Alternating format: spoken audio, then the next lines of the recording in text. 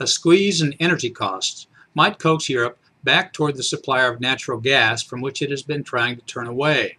If Europeans want industry, investment, and employment, argues Paolo Scaroni, chief executive officer of Eni, they must choose between two options.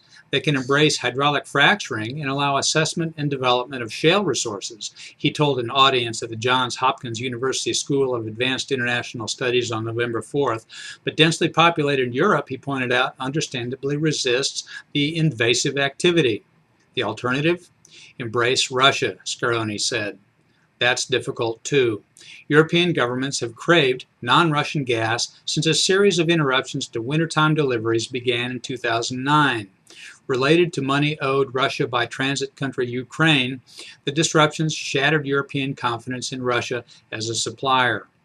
Absent whatever new supply might come from shale development, though, Russia might be Europe's best port in the proverbial storm.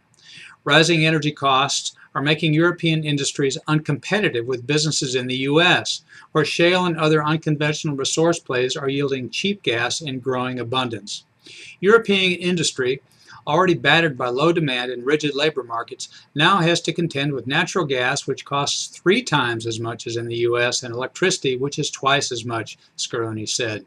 Gas imports by members of the European Union are set to jump from 10.6 trillion cubic feet a year now to 13.4 trillion cubic feet a year by 2020, he said.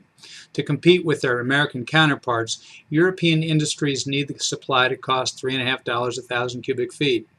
Importing more LNG, in particular from the U.S., isn't going to work, Scaroni said. The LNG price in Europe is at least twice that of gas in the U.S. Russia, however, has almost unlimited gas reserves and can produce gas at less than $1 in MCF. There is room to find an agreement, Scaroni said. Could Russia become Europe's Oklahoma? He asked. Not anytime soon. But with a hyper-competitive USA, the forces of gravity do seem to be pushing us together.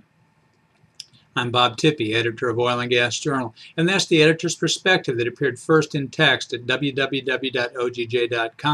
on November 8, 2013.